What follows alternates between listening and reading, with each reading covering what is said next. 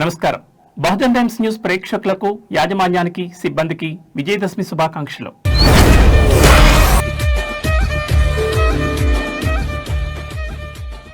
దసరా నవరాత్రులు చెడుపై మంచి సాధించిన విజయాన్ని సూచించే పండగ. ఈ 9 రోజులు దుర్గాదేవి 9 రూపాలైన నవదుర్గలను పూజిస్తారు. చివరి రోజున రావణుడిపై రాముడి విజయాన్ని, మహిషాసురుడిపై దుర్గాదేవి విజయాన్ని గుర్తు చేసుకుని దసరా పండుగను జరుపుకుంటారు. దసరా నవరాత్రి ఉత్సవాలు కొనసాగుతున్నాయి. అశ్వయుజ మాసం పాడ్యమి నుంచి 9 రోజుల పాటు దుర్గాదేవిని 9 రూపాల్లో పూజిస్తారు.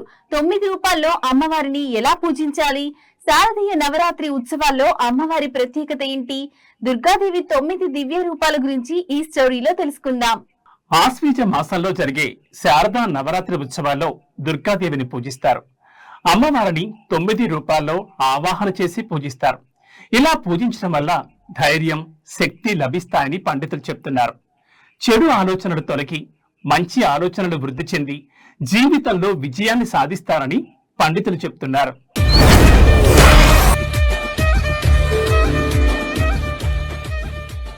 నవరాత్రి ఉత్సవాలు శైలపుత్రీదేవి ఆరాధనతో ప్రారంభమవుతాయి. అమ్మవారు హిమవంతుడు పర్వతరాజు కుమార్తె కనుక ఆమెను శైలపుత్రి అని పిలుస్తారు. తల్లి శైలపుత్రి అమ్మవారిని పూజించడం వలన భక్తులకు ఆత్మవిశ్వాసం, శాంతి, శక్తి లభిస్తాయి.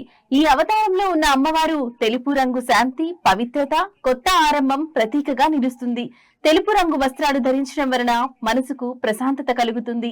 శైలపుత్రీదేవి పూజ ద్వారా మన జీవితానికి కొత్త ఆరంభం, ధైర్యం, స్థిరత్వం లభిస్తాయి.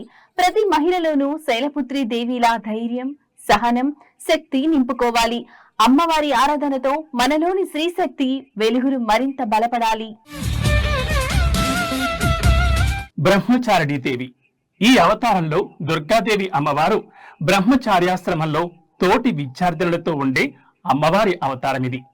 క్రమశిక్షణ, ధ్యానానికి ప్రతిరూపంగా అమ్మవారిని కొలుస్తారు.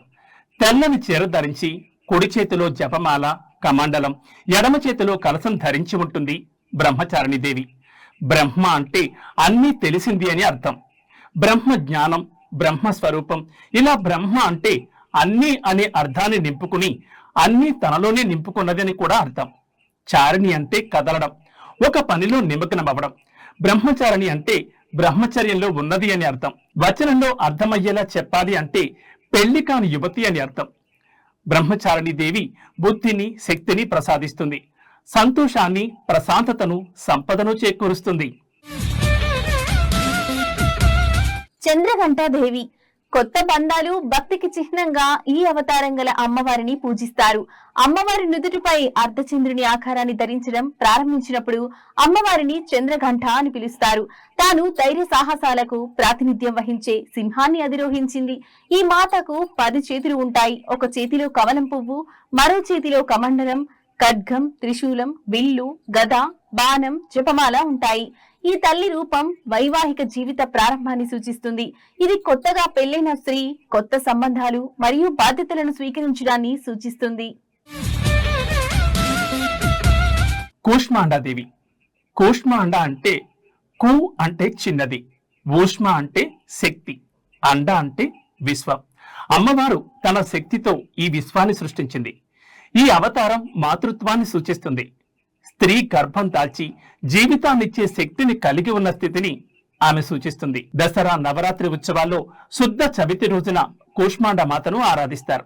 కూష్మాండ దేవిని పూజించడం వల్ల దీర్ఘకాలిక రోగాల నుంచి ఉపశమనం లభించడంతో పాటు సమాజంలో కీర్తి, బలం, సంపదలన్నీ పెరుగుతాయని చాలా మంది నమ్ముతారు. పురాణాల ప్రకారం కూష్మాండ దేవికి మొత్తం 8 చేతులుంటాయి.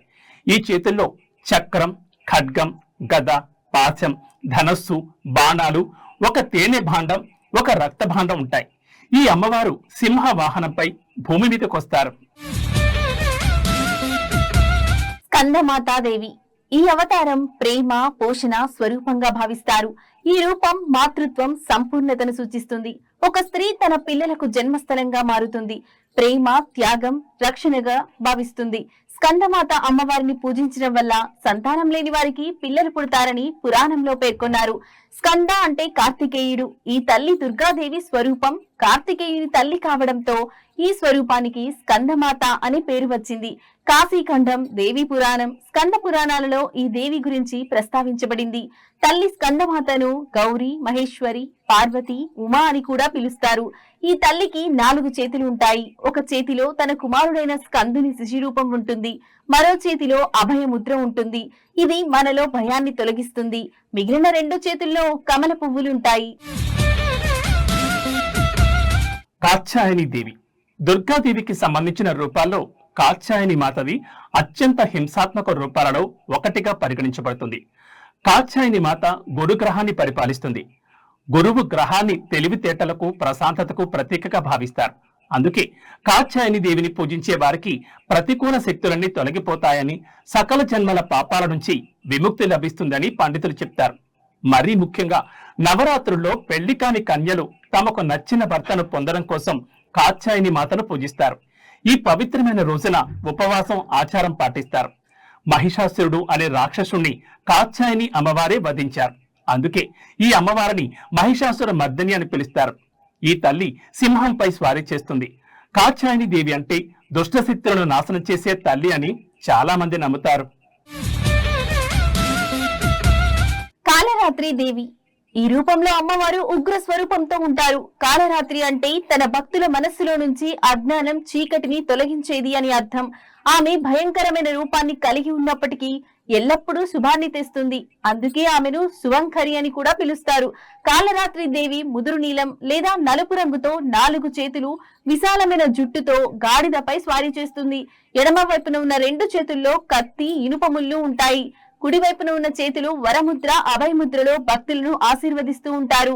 కాళీదేవి అంటే పెద్దగా ఎర్రటి కళ్ళు, ఎర్రటి నాలుక, ఉరుములా మెరిసే పూసల హారాన్ని ధరించి ఉంటారు.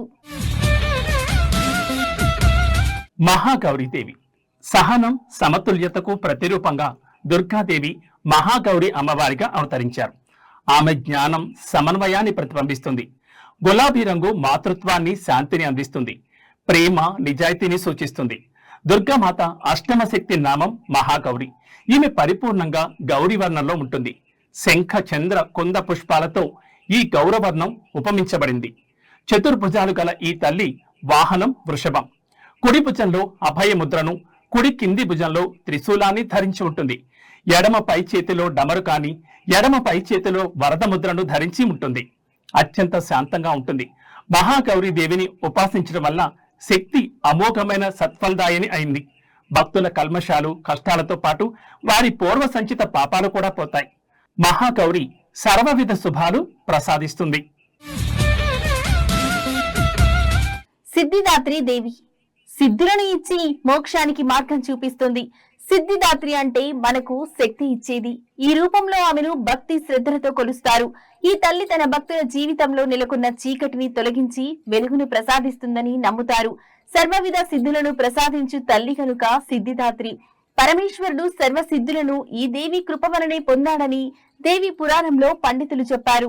ఈమె కుడివైపున ఒక చేతిలో చక్రమును, మరొక చేతిలో గద ఉంటాయి. ఎడమ వైపున ఒక చేతిలో శంఖమును, మరొక చేతిలో కమలము ఉంటాయి. నిష్ఠ, భక్తితో సిద్ధదాత్రి దేవిని ఆరాధించిన వారికి సకల సిద్ధులు కలుగుతాయని పురాణాల ద్వారా తెలుస్తుంది.